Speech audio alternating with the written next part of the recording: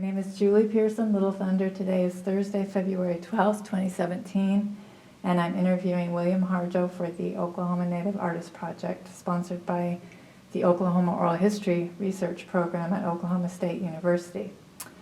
William, you're a musician in residence at the Greater Tulsa Indian Arts Festival this year, and you've been playing and making flutes for a long time, participated in many workshops and demonstrations, and you also make other cultural items. I look forward to learning more about your background and your career. Thanks for taking the time to talk with me. You're welcome. Where were you born and where did you grow up? Well, I grew up, I was born in Tahlequah, Oklahoma, which leads me to my first Indian name, William. I was born in William Hastings Hospital, and my mother thought William was a nice name, so that's where I got my first name. So I guess that's my Indian name. I was named after an Indian hospital. And I grew up in McIntosh County in a large city, or medium-sized, small city by the name of Hannah, Oklahoma. Population of 50. And what was the other question? I'm sorry. What did your folks do for a living? Well, mostly just survive. And, my mother would do whatever she could to earn money, and I was mostly raised up with my grandmother. And she was, I guess she was pretty good at vending, or maybe that's where I learned my how to sell crafts or sell my artwork at an early age. You're from your grandma? From my grandma. She used to. What did she do? She used to take, pullets and tie the legs together, and we'd get the wagon, and we would take the hens with us into town and trade it for groceries at the grocery store. Or, sometimes you might take a milk pail, put eggs in it, and sometimes, eggs was what we had to deliver. And so I learned a form of trade at a very early age. That's a great background to have. How about brothers or sisters? I have 7 brothers or sisters whom I was not acquainted with until I was 40 years old. And I'm the eldest of that group. We have the same father and different mother, but we're all culturally aware. I mean, we all speak our language, and so that's one fortunate thing is when we made contact, we all had a language in common, and so it's been great ever since I've met my siblings or got reacquainted. That's wonderful. So you mentioned you were around Creek language growing up. It was your first language, I believe. Yes, that's the only language I spoke until I started first grade. What kinds of music did you hear growing up? Well, as far as native music, it was some of the church gatherings we went to, Indian songs, Indian church songs. And some of the other places I went was ceremony grounds, your stomp grounds. That's what it's called today. But at these gatherings, the ceremony starts at midnight, lasts till daylight. So, and the children get to play and do whatever they want all night. So it's a lot of fun. And anyway, so I grew up with these songs, and I guess my role models were your singers and your stickball players and so on. So I used to attend as many as I could after I was able to, go visit on my own. But in the early days, I would ride. I remember my first few I rode in a wagon because that's the only source of transportation my grandmother had at the time. Right. Did anybody in your family or extended family practice any of the traditional arts in terms of maybe carving or basket making or anything? No, not I would say we were handy with our hands to make tools, and we knew how to farm, and we knew how to work with horses, and we also, my uncle was I would say a genius mechanic, for not having a fourth grade education, and he was well known as a mechanic all through McIntosh County, and so I learned a lot from him. What were some of your other like childhood interests? I imagine you spent a lot of time outdoors. Yes, one of the things I did as a young boy growing up was I used to ride a bicycle, and it was nothing. I used to ride 40 miles, maybe 100 miles a day, just riding, going to different towns. I would ride from Hannah all the way to Wetumpka, which is probably about 25 miles one direction. So driving to Wetumpka and home in one day. Good workouts. It was nothing. That's something we used to do all the time. Some of my friends and I, we'd drive to Eufaula, which was 24 miles away. So where did you attend school? I attended school in Hannah until I got older, and I attended Eufaula for a year and a half, and then I went to boarding school. And I wanted to go to Chilocco because one of the professors or teachers from Chilocco was a farmer in Hannah. So I figured I could have a ride home if I needed to. Right. But I found out that at the time they told me that I would not be accepted at Chilocco because that was mostly for Plains Indians. And so, being a Muskogee, the southeast, I had to go to Seneca Indian School, which is located by Wyandotte, Oklahoma. Well, at the time, there it doesn't exist anymore. Yeah. And so that's where I went to boarding school.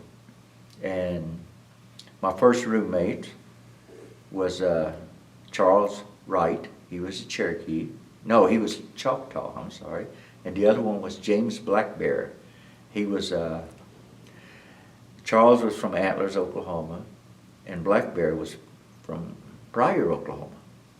And the purpose behind this was to interest into using our English language rather than our own, because there was other people there that were of the Creek Nation, and we could speak the same language, but I was not allowed to be in the same dorm well, we were in the same dorm, I was not allowed to be in the same, roommates with them.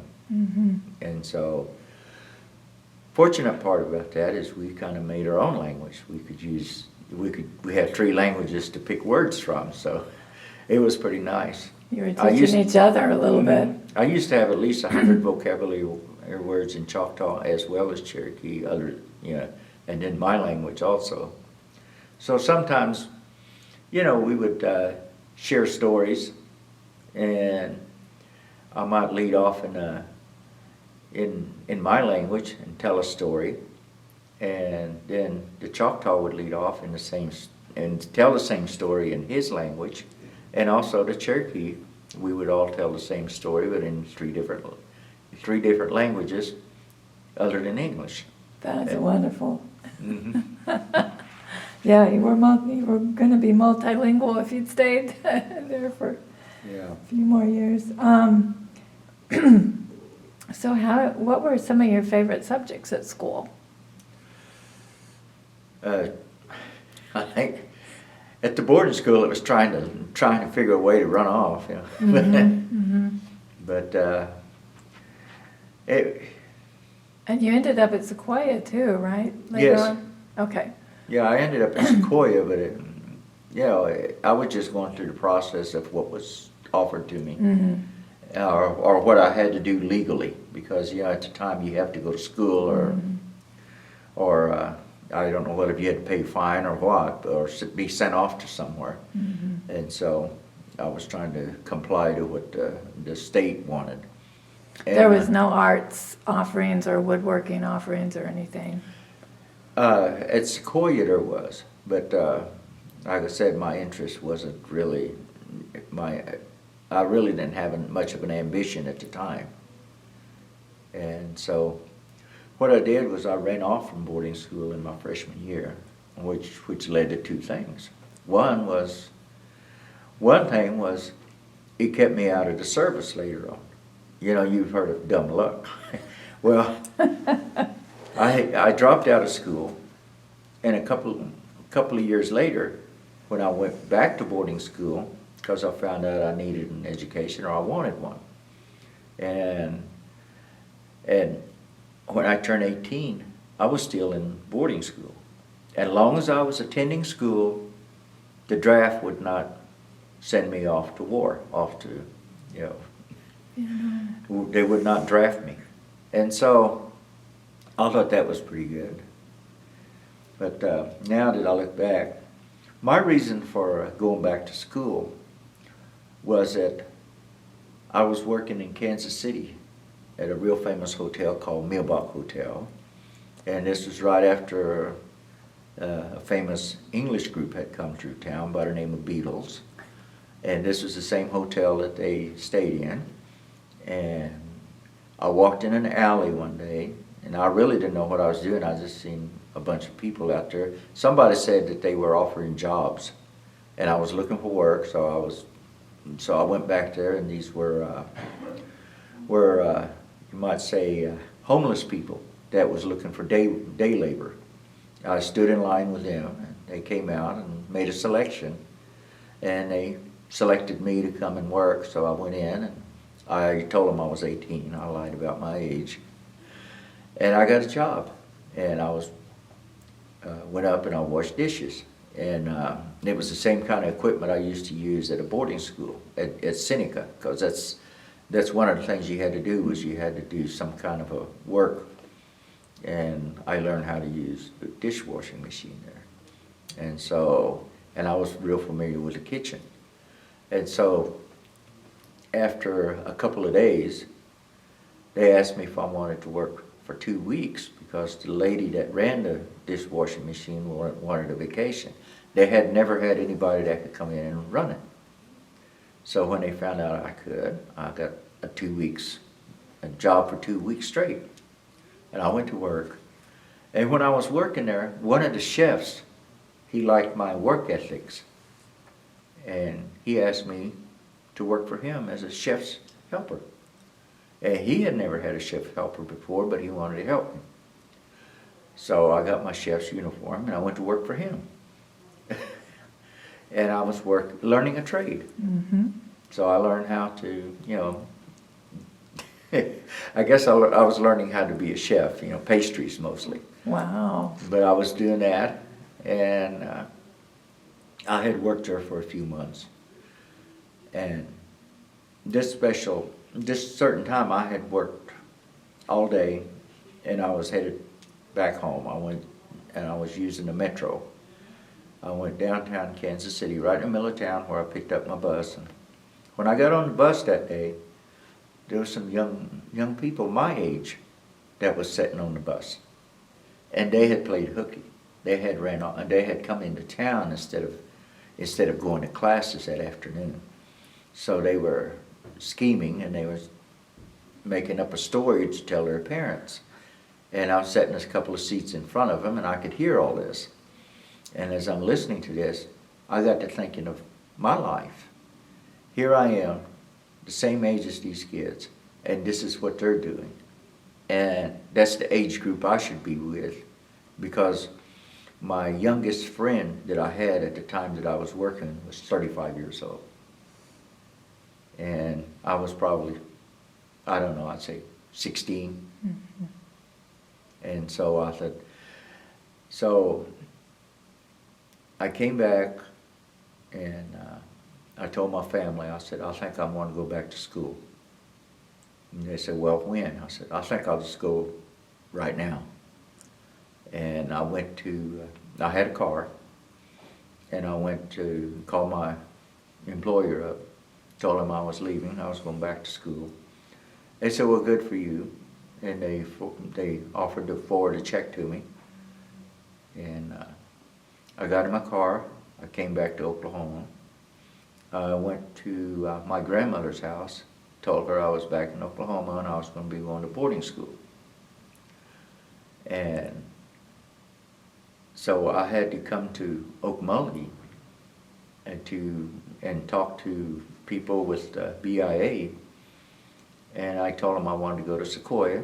I had been there before. And they found my records. And they called Sequoia. They said, yeah, he can come in Monday. And then they went on ahead and BIA wrote me a check for $55 to go to the store and buy some clothes. And I already had clothes, but I want some more. Okay. And I left my car with family, and I had someone drop me off. And I went to boarding school, and I stayed there until I graduated. I was 20 years old when I graduated. Now, you had run off from Sequoia one time, and as you said, went back, and you, I guess, met your first native flute player, although you didn't plan that. Can you tell us that story? Yes, when I was in my senior year, Sequoia was real accustomed to my behavior at the time, so they were really lenient with me. I was one of the ones that would run off and come back all the time. Get my grades caught up, be at the head of the class, and then I'd go somewhere for a while and then come back, and then I'd have to start at the bottom of the class again because I'd be behind in my schoolwork. I don't think I could have got away with that anywhere else but Sequoia. And so they were, the people there was real, they were on my side. Mm-hmm. And on this day, I ran off, and it was a weekend, and I heard there was a powwow going on in Eufaula. So I went to Eufaula and attended the powwow and visited with people I knew and everything. And when the powwow was over, Sunday afternoon, I started walking back to the boarding school. I was walking down 69 Highway, heading north. Before I got to the big bridge, this Woodrow Haney stopped, and he offered me a ride. He said, wanted to know where I was going. I told him I'm going back to Sequoia. He said, he started laughing. He said, I've given rides to a lot of boys running off from boarding school. I've never given a ride to someone going back. And he says, let me feed you. So I went over to his hotel, and him and his wife was there, and which Pauline, she's still alive today. And I met her, and he was into language lessons at the time. He had all kinds of paper, all kinds of information written out, and a cassette even. And he gave all of us to me. And so, anyway, we shared language, mm-hmm. and he was happy that I could speak. And when I left and went back on the road, I'm now hitchhiking with paperwork in my hand. Don't know if that made it easier for you to be picked up or not. Right? But I kept all that information, and he had a lot of interesting points. Mm-hmm. He had a lot of areas he was covering which identified the Muskogee language really well. Now, how did you happen to become involved with native flute? When did you first hear your first native flute? Well, that's kind of another long story. Later years, much later, I was working in Kansas City, Missouri as an alcohol and drug counselor. And also, I was working with young people in the area of prevention. Mm-hmm. Because my idea of prevention is stop it before it happens. And I was working with, I identified these young Indian children living in Kansas City as at risk because they knew they were Indians but had no contact with any native culture at all. And so we decided to start a youth group. A well-respected elder friend of mine who I work with, Jim McKinney, and he and I formed a youth group, and I found out the number one choice was powwows. So we started taking the children to powwows and so on. But that's going on a different subject now. Anyway, after many years of being a counselor, I had a heart attack, and also had it was turning out to be a real high stress job, and I'm sitting at home one day and just didn't feel like going to work. So I called my boss up, or the guy running the Indian Center, and told him, you know, I got 2 weeks coming. I need to take 2 weeks vacation. I need it now. He says, well, I'll write you down. We can fill in. We can make it work. I said, okay. I sat around and relaxed a little bit. About 10 minutes later, I got back on the phone. I said, you know, I really think I'm going to quit. And I want to use this 2 weeks vacation time as a 2 weeks notice. When that's over, I'll come in and we'll get things straightened out. He says, well, we can do that too. I said, okay. And you were, at this point, in your early 50s, late 40s, or? Early 40s. Early 40s, okay. And then I called him back 10 minutes later and said, you know what, I'll just quit right now. And then my wife, she worked for the state, and she was also going through a lot of stress. And so we just sold our home, packed our car up, and headed south. Landed in Livingston, Texas, and we rented a house. And on the house, there was a little creek with river cane growing on it.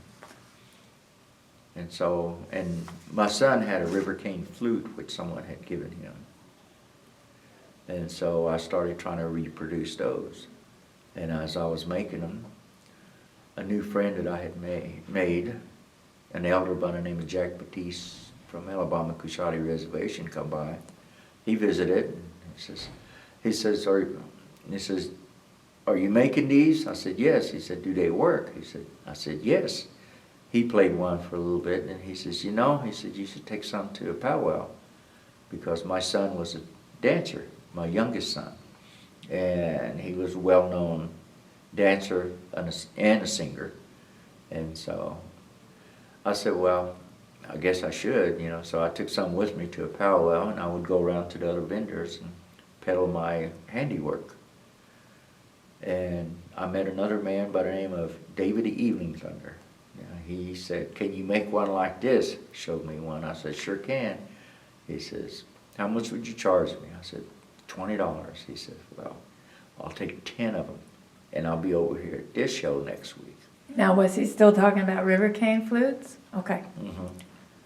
And so it was a little longer model than the ones I was making, a little different.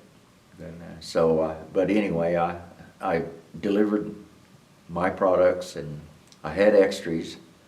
And then pretty soon I started setting tables up and selling native flutes. And over time, you know, people said I played real good. So to make a few extra dollars, I made me a tape. I'll sell it with my flutes. And then I met some people from Europe that invited me to come over to Switzerland. They said, and it just happened, my wife, I guess she saw things in advance. She said, we need to get a passport. And we had just got our passports when I met this couple. And they said, there's a group coming over, and we'd like to invite you to come along with them. And I said, and so I made plans, and they want to put me on as a musician. So I had to kind of mass produce my CD, my cassettes, and made one that was, that they could retail. And I went over to Europe, and I started performing on stages, and I went to, Germany, Switzerland, Austria, Liechtenstein. What a great experience. In Zurich, Switzerland, that was the place that I liked the most. And then I've been to places like Berlin,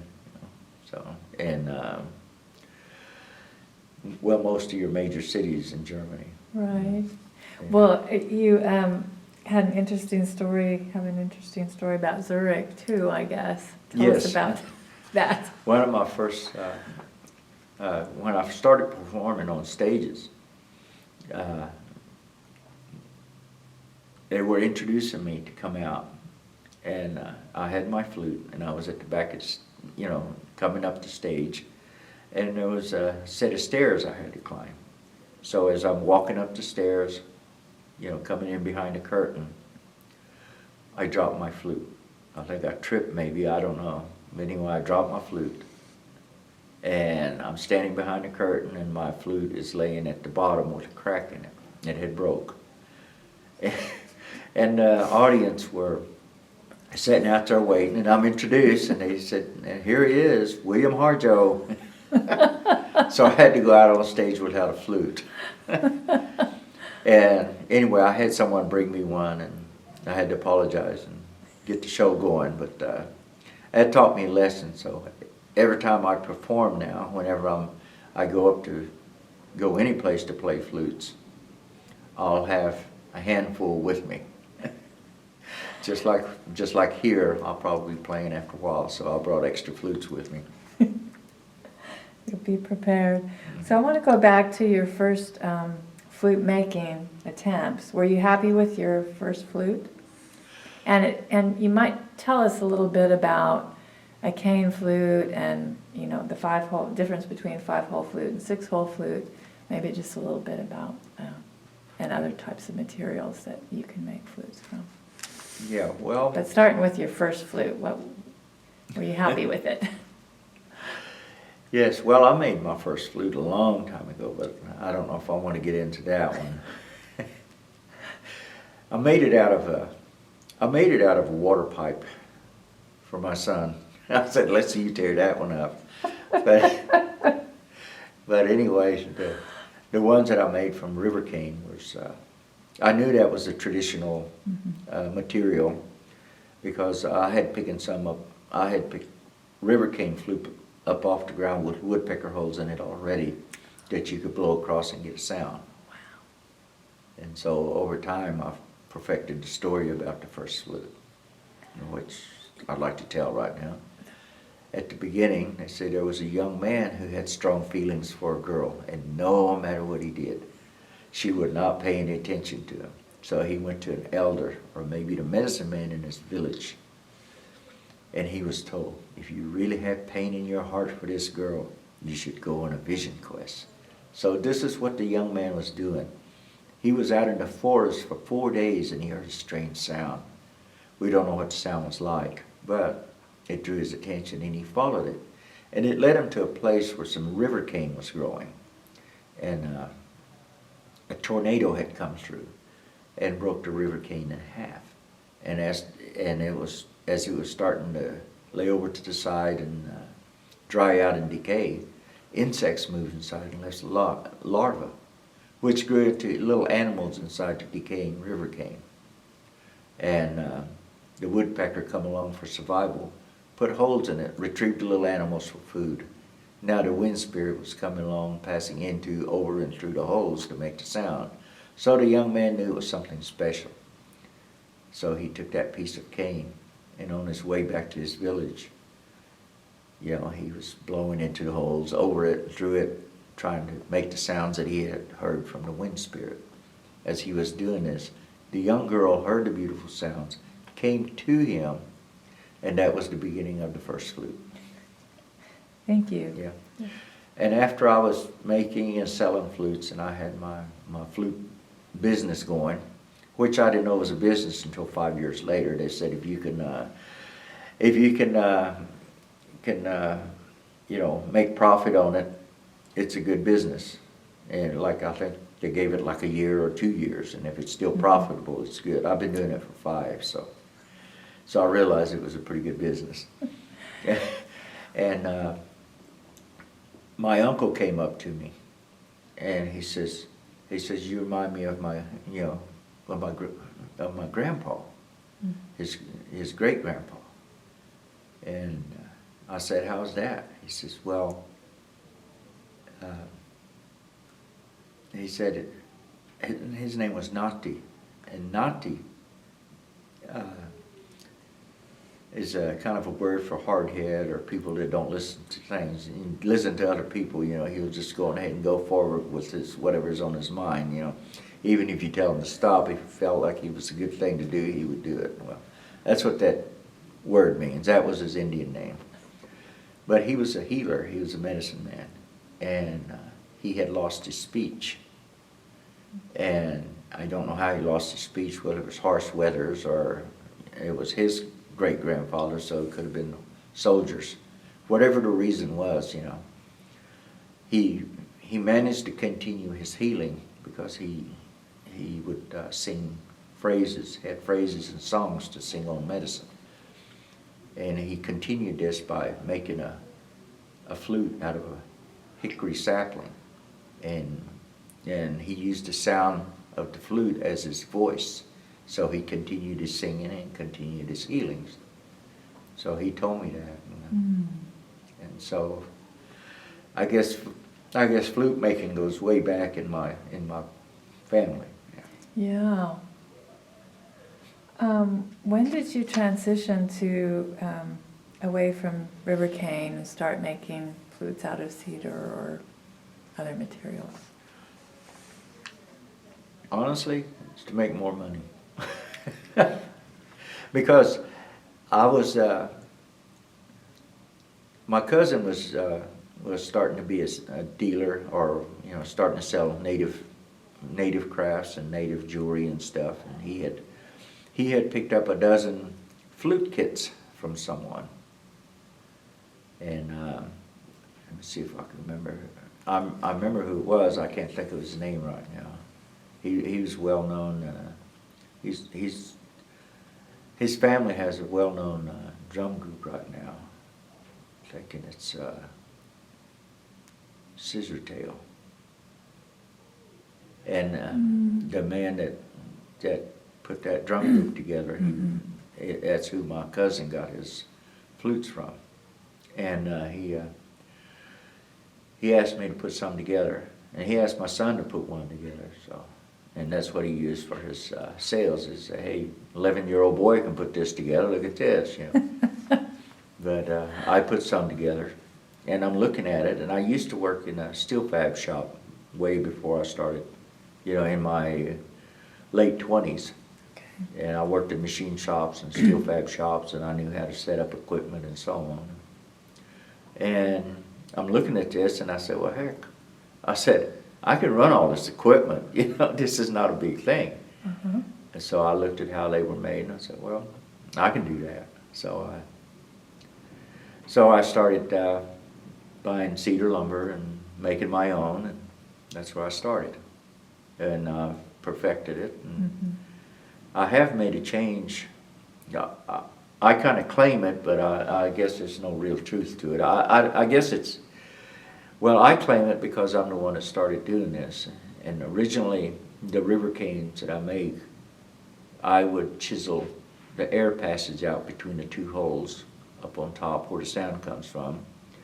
And the ones that, the carved flutes that were being sold at the time had a brass plate up underneath the piece you put on top, and the body of the flute itself, between the two holes to make the air come out of one chamber into the other. And in my case, I started using it, doing it like a river cane. I started chiseling an air channel and omitting the brass plate, which actually made it more simple, because when you have a flute, a brass plate, and a figure sitting on top, there's 3 items you have to move and adjust. And to a novice, to a person that don't know, you don't have the ear tuned into it yet, really don't know where to place it or how to tune the flute up. But when you omit the brass plate, you just got the one piece on top to slide until you hear the sound you like. Mm-hmm. And so that, and nowadays even your big time flute makers are all having it made the same way. Wow.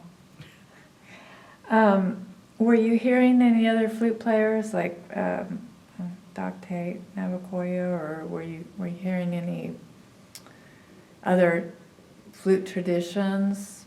Are there any differences between flute playing traditions between Plains and Southeastern? Yeah, I would think so. I know that there's two different designs. You have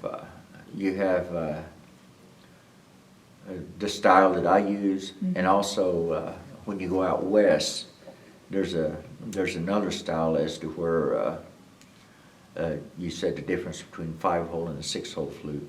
Well, the placement of the off note or the flat note is different on the ones out west. Mm. And once you learn that fingering, it's hard to get back to this other one. Or, well, I guess if you play flutes long enough, you can pick it up. And the ones from South America are all based on your chromatic scale. And so those notes are totally different from your Native American style flutes. Mm-hmm. Ours is basically like the black notes on your black keys on your piano. Mm-hmm. 3 Right. to white space and two together. Right. So that's your 5 notes. Right. Do you enjoy performing as much as you enjoy making flutes now?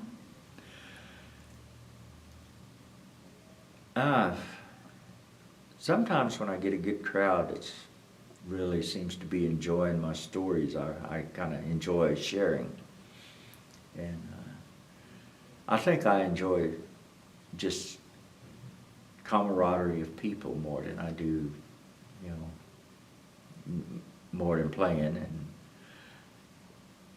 sometimes I just like making a different flute. And so I guess I like both of them equally. You know, I like being able to produce something that's pleasing to other people. Mm-hmm. What's been one of the flutes you most enjoyed making, or a type or approach? You sometimes ornament. I know you do some decorating of your flutes. I think my favorite ones are the smallest ones. Okay. What I call the beginners. Mm-hmm.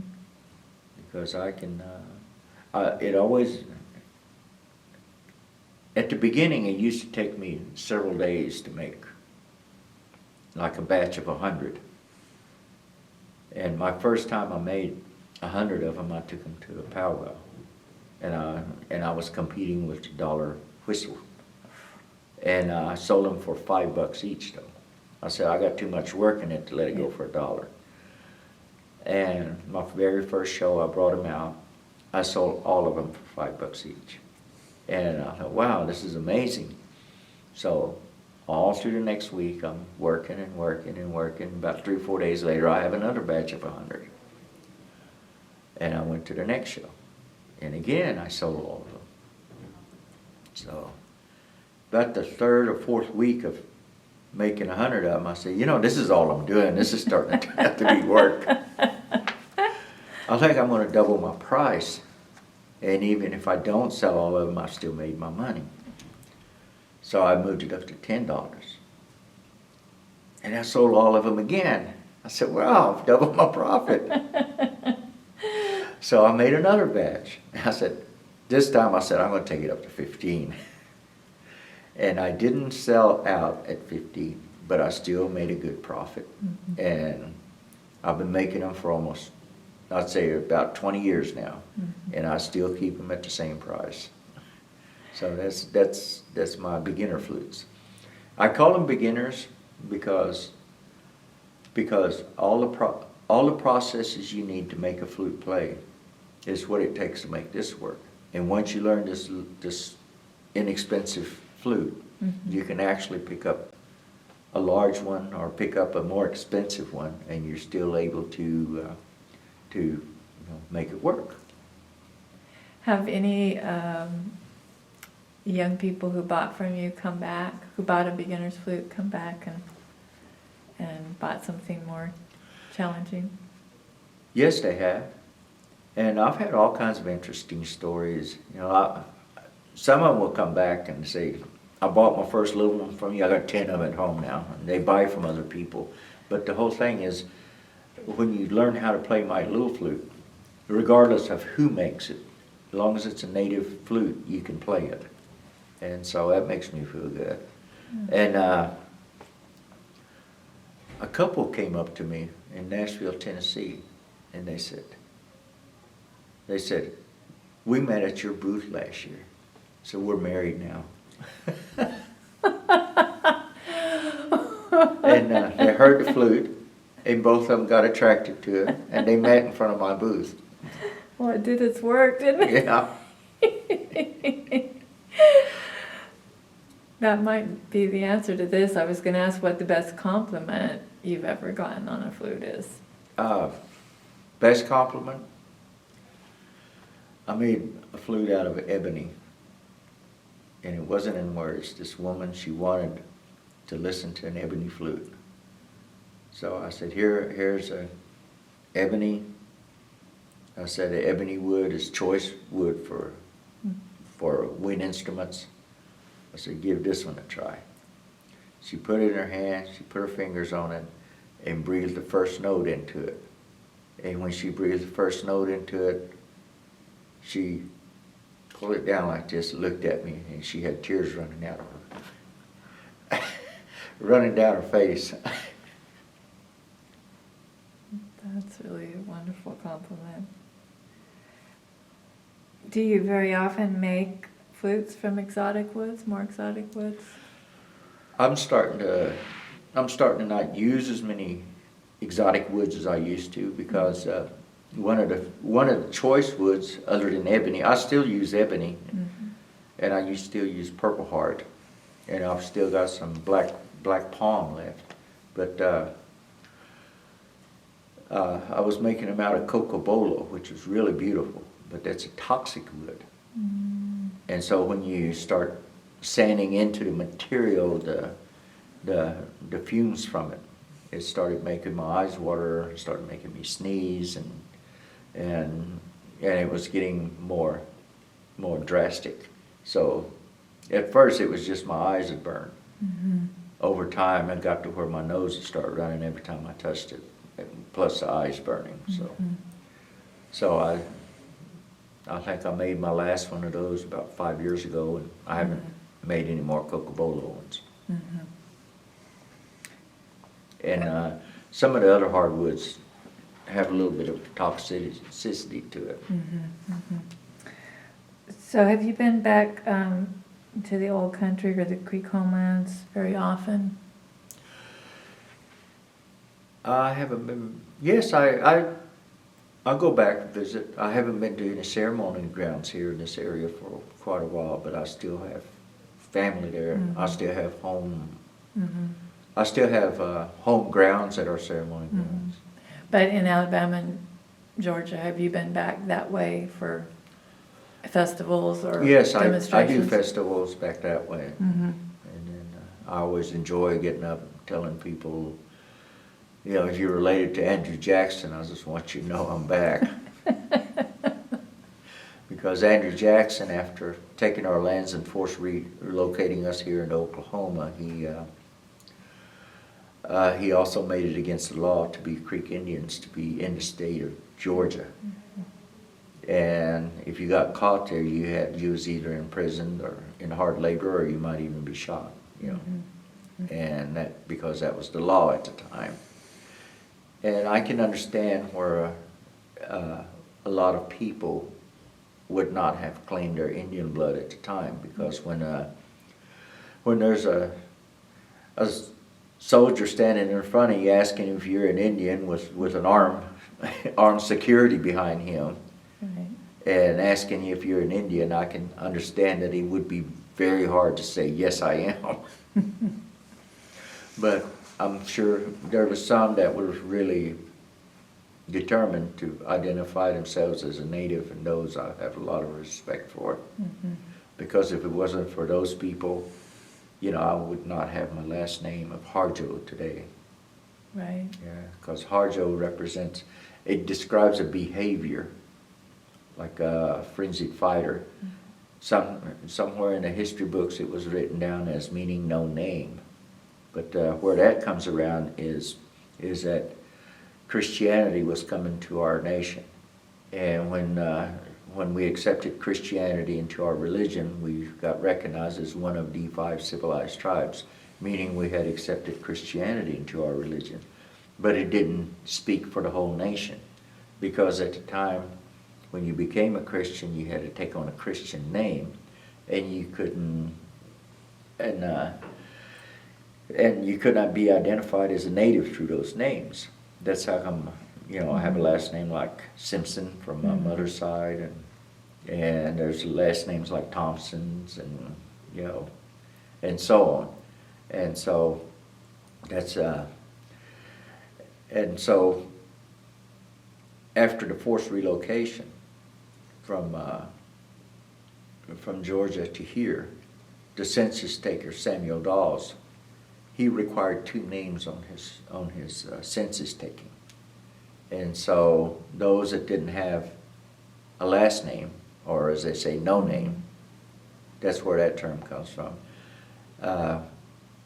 took on names like Harjos. Harjo, at the time, R was silent. We didn't have the use of the letter R in our language, and it was pronounced Hajo. And it's a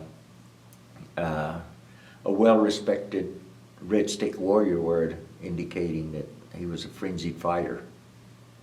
And we also have last names like Fixicos.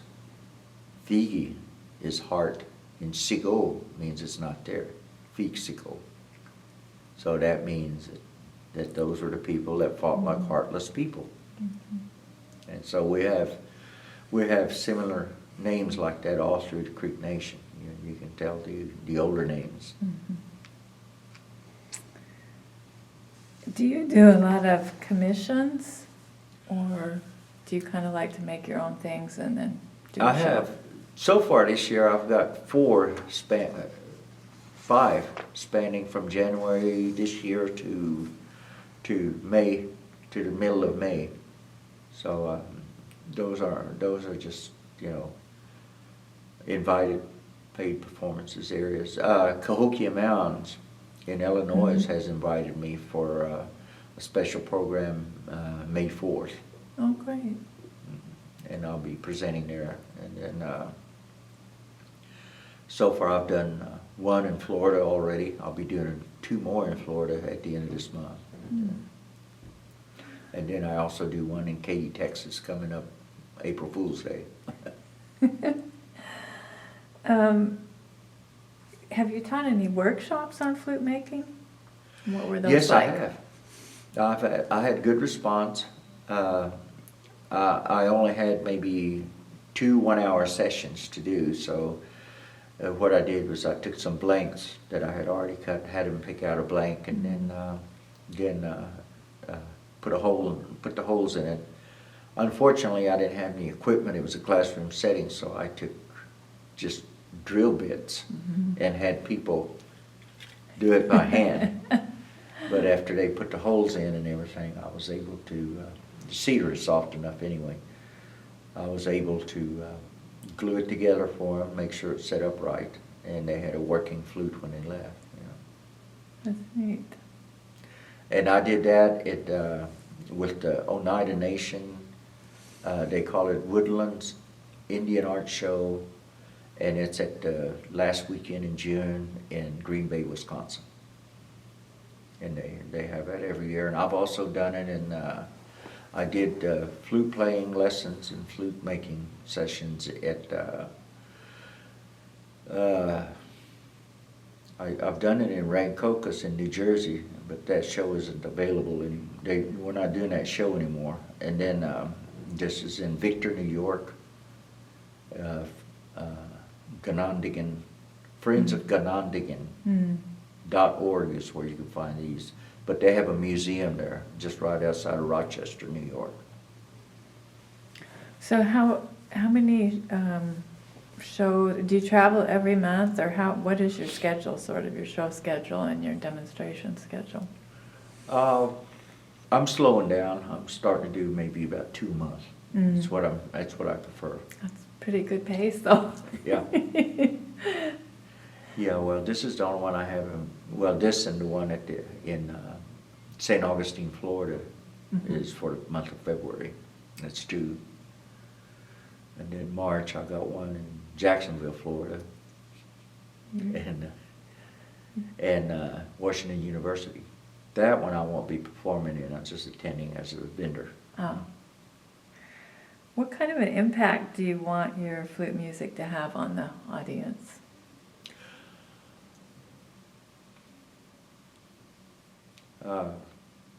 I am not understanding the question.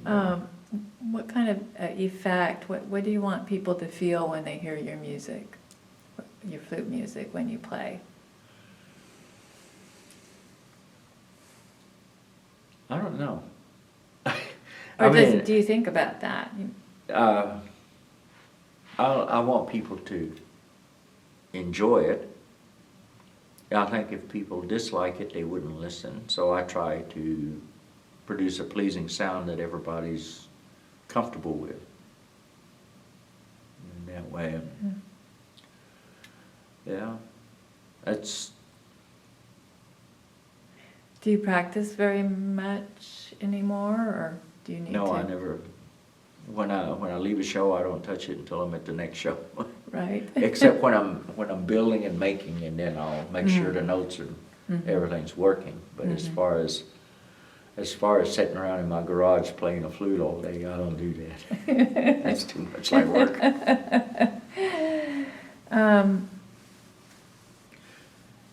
And most of my flute playing in front of an audience is just the feelings that I'm putting into it. I'm not playing any special song, or I'm not playing a particular song. Yeah. But you do have several CDs out now. You have about 3. So that's kind of a... I actually had 5 out at one time. Okay. And what I've done is I've condensed it into just 2. Mm-hmm. And are they a mixture of your own songs and traditional? Yes, the first album that I had recorded was Seasons for the Heart, and it has 21 songs, and 15 of those are original songs by me. And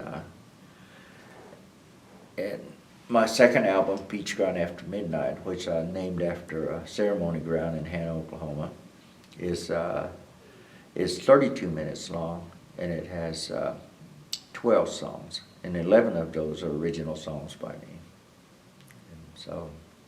And they're all, both albums don't have any enhancements like your echoes and reverbs and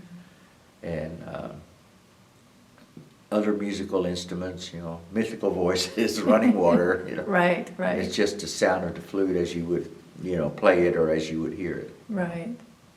So when your songs come to you, that's when you pick up a flute, sort of, some of your original compositions. Yeah, some of them come to me, like one of them that came to me was I call it the Dragonfly Song.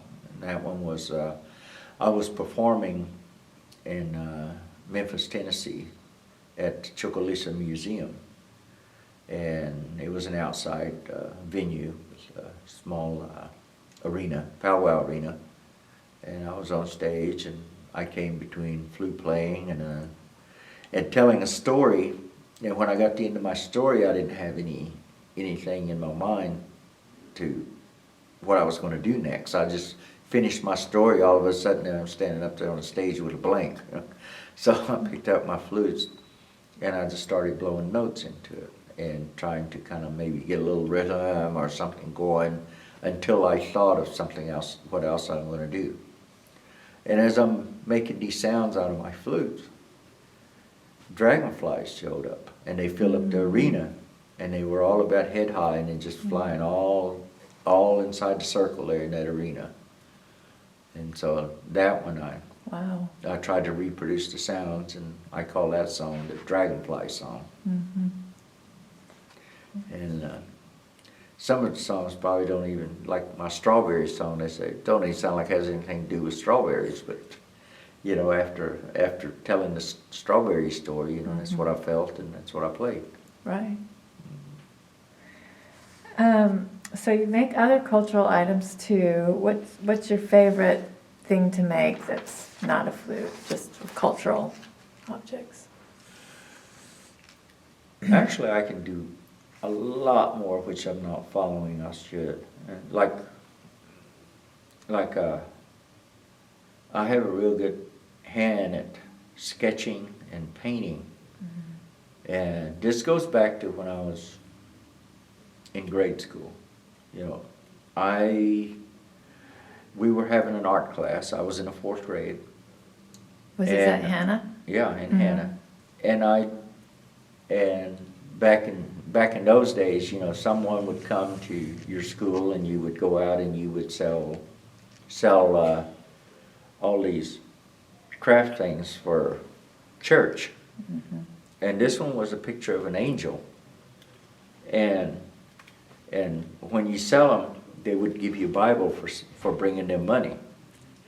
And in this case, you know, I had one of those pictures of angels.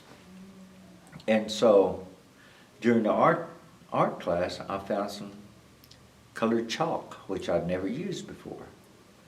And so I sketched out the angel that was on a picture. I used colored chalk. And I tried to make it look as much as I could see on that frame picture. And I turned it in as an artwork. And the 4th grade, they had all their artwork, paintings, sketches all on the school. And there was a teacher from another school that knew my family, but she taught at another school. And someone that I guess I respected, I don't know. But I was only in the 4th grade. And so here's all these children saying, taking her into our room and saying, look at Mom, this is mine. Oh, that's nice. Look at that. Oh, that's cute. Going on. And I told her, look at mine. She looked at it and says, and she didn't think it was done by me. She thought it was just, she thought it was a regular piece of a picture that someone had snapped, and it was just happened to be hanging on the wall. Right. I made it look too real. Well, it was so well done. She didn't believe it was your work. And she told me that I shouldn't be, you know, I it's like you shouldn't be storying like that, and really gave me a negative feeling on it. You know, I've never got into, but at one time, I probably still could if I set my mind to it. I could sketch people just sitting there like this. Yeah. But that was in the 4th grade. But I don't do that. And I like all other kinds of arts. But you make necklaces, medicine bags, and medicine bags I enjoy. Sticks. I like wood burning, and I can sketch and wood burn on my art. Yeah, that visual art on your flute too. So what's your creative? How do you approach your work? Like, do you get up and work a certain number of hours every day, or does it just depend? Well, it's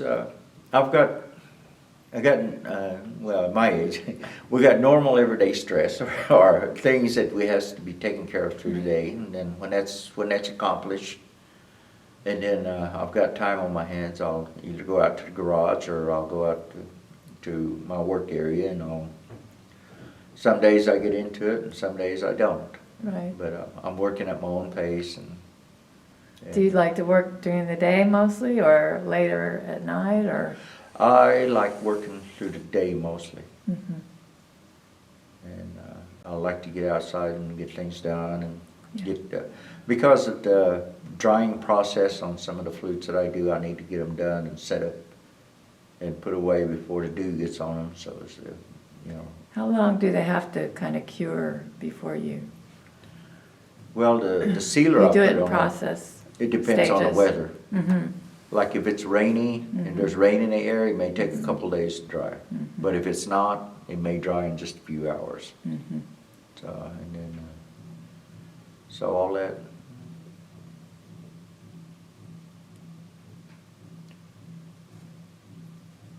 Yeah, I guess I've, sometimes I sit around and I think about my language and I'll think about where the words come from and like a lot of the words back east, a lot of the words in the English language comes from our language. Mm-hmm. Even a city that's named after our red stick warriors. Mm-hmm. Baton for stick, roots for red, meaning Mm-hmm. Baton Rouge or red stick. Right. And then, or even our early word for foreigners, which was, they call it Appalachian Trail, which was this side of the table is Adabala, the other side is Abalitsa. This side of the ocean is Adabala, the other side is Abalitsa. Mm-hmm. And so we were talking about the people that come from across the ocean that, and the trail they used to come in, they call it Appalachian Trail. It's Abalitsa Trail. Mm-hmm. And there's even a community up there, they call themselves Apalachicola. Now where cola comes in, and it's actually pronounced Ulgi, and what that means is people. So we're calling the people from the other side. Mm-hmm. Or you could say foreigners, Abalitsa Ulgi. And it's, because we put the word Ulgi on the end of describing a whole group like Cherokees, we say Chalakogi. So you can see the Ulgi on the end. Or Choctaws, Choctolgi, Ulgi on the end. Or Seminoles, Seminole-Ulgi. You're not doing a mentorship program or anything right now with language? You're not involved in any of the language programs with? No, not here. No. Yeah. I've invited people to my house to come and visit. And we try to, I've had some people come to the house and visit for a few days and try to pick up some words. I think I've come up with a process that would really work well, but I just came up with it in the last few months, and that is, and that's like for normal conversation, for the cultural speakers to use the language first and then follow with English in normal everyday conversations, like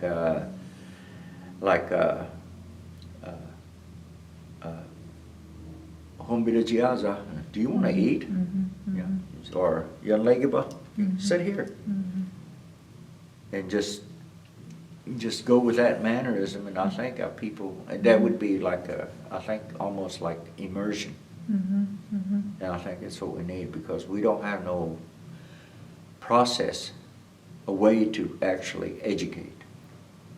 As to where in the English language you have an alphabet and you have, but as far as the native languages, since it wasn't written, some of your different households and different geographical areas will pronounce things just a little bit different. I'm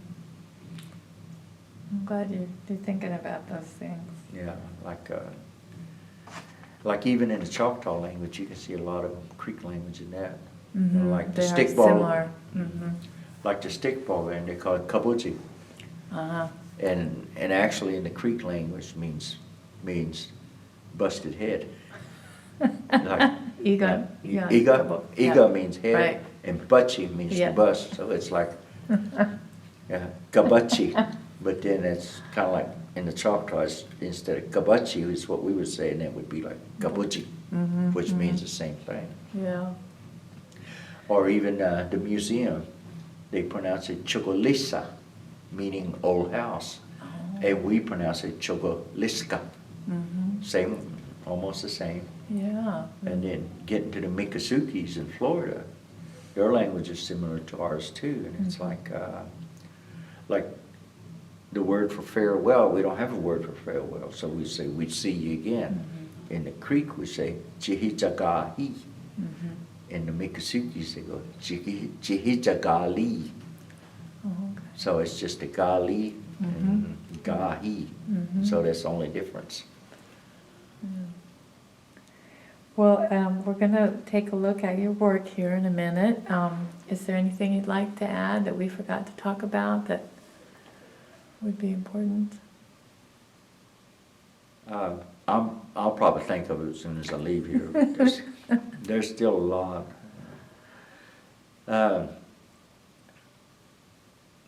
One of the things that I did in helping try to preserve our language was when I was working with the youth group in Kansas City. The children that I worked with was singers, and they wanted to sing. You know, it was like you could give them a cassette tape, and in 2 hours they could come back and sing you the entire album, because they were soaking it up so fast. And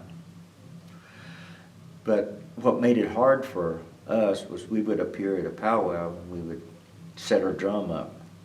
But if they wanted a special song, even though we could sing a special song, if the drum group that has ownership of that song was, if it was their song, we couldn't sing other people's songs at our drum, out of respect. You know, you can't just be taking other people's songs. So we kind of had to pass a few songs on. We were kind of limited on what we could sing. So I told them, now they're singing these songs in their language.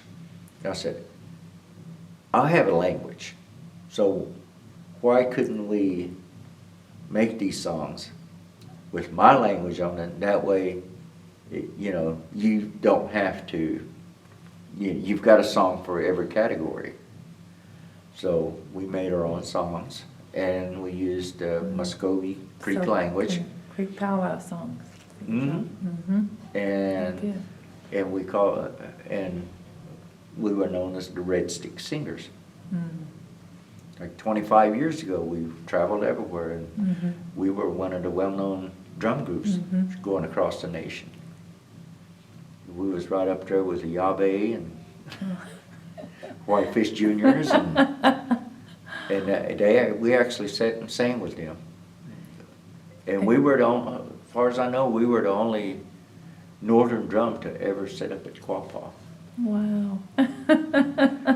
And so, so I had a drum group that traveled. And those are some of the joys of my life. That's wonderful. It's a really great thing. And my objective was for these children to finish high school, and with wanting to go on for higher education. And I accomplished that with most of them, with the ones that I worked with. Yeah. That's great. Okay, William, you want to tell us about your necklaces? Yes, these are necklaces I make from deer antlers. And what I did was I cut the slabs on a table saw, and then I wood burned the art pieces on there. And this is a turtle, and the turtle is like for good health and well-being, because when I grew up, the turtles, you would find a turtle shell underneath an Indian home on all four corners under the house. And what that was for was to protect you from tornadoes. And so, and that was for protection. So that's what the turtle is for. And at one time, our people were not doing well with their health. And the turtle came to us and said, if you eat of my flesh, he'll make you well. And so after we ate the turtle flesh and we got well, it come back to us and told us that if you use my shell to keep time with your music, you'll keep you in good health. So it's also for good health.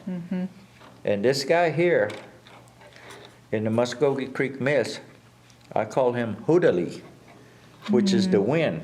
And and you can't really see it in this, but he has feathers around his ankles, like a mercury god. Oh, okay. And he's a fast runner.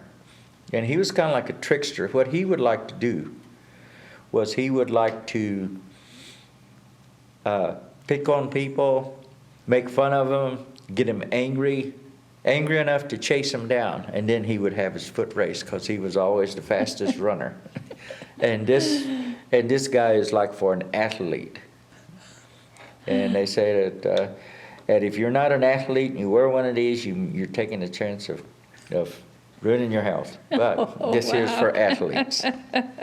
That's neat. And then over here, I have medicine bags.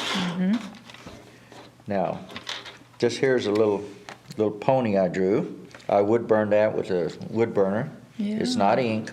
I free-handed it. Right. And this one here has a little skills. butterfly on it. Oh, yeah. Okay, now the medicine bag, when I make them, I put sage, cedar, tobacco, sweetgrass, and a turquoise nugget inside each one when I sew it up. And the story on the card tell you what each medicine is for, like tobacco for protection, sage to purify the mind, sweetgrass to protect you from bad influences. And the turquoise nugget is a protection stone and protects you while it's traveling. And there's one already inside. And they're all handmade by us, my wife and I. And it has my signature on the back. You wear it like a necklace or hang it from the mirror in your car. It's Okay, a nice idea to put them on the cards that way. Now, this here is my river cane flutes. Right. This is my beginner, and I would say this is pretty much like a standard size. But to those of you that don't know what a river cane is, it's a plant that's indigenous to this continent. It's not a transplant from any other country. And it grows in the southeast part of the United States. Your woodland Indians used it for arrow shafts, blowguns, atlatl handles. Choctaws use it to make baskets. And, well, most of your Muskogee people use it to make baskets. And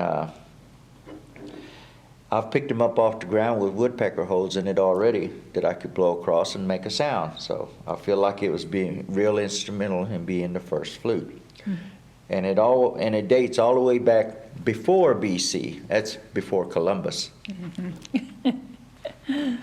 And I can demo this. Just here's the beginner flute.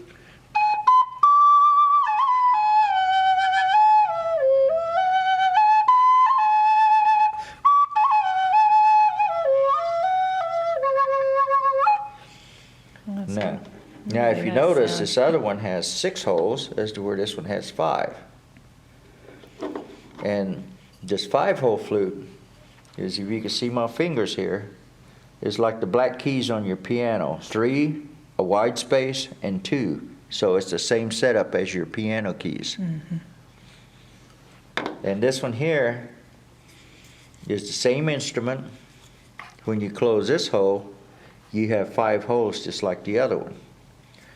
And what you do is you close this one, and you got your same 5 notes. Now you open that one, leave it open, you got the same 5 notes but flat.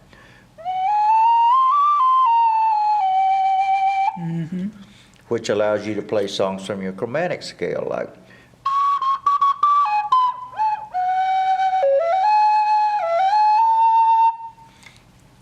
Great. now this one here is my top of the line elaborate flute, which this is made out of cedar. Beautiful. And it's hand built by me, and it has a deeper, lower tone because of the bore and the length. And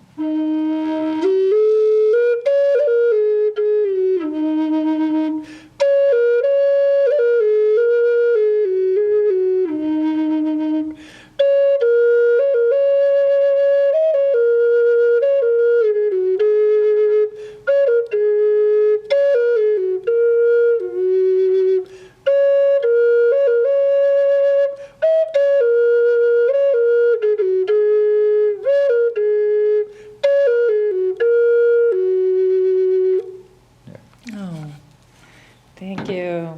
Mhm. At all. You're welcome.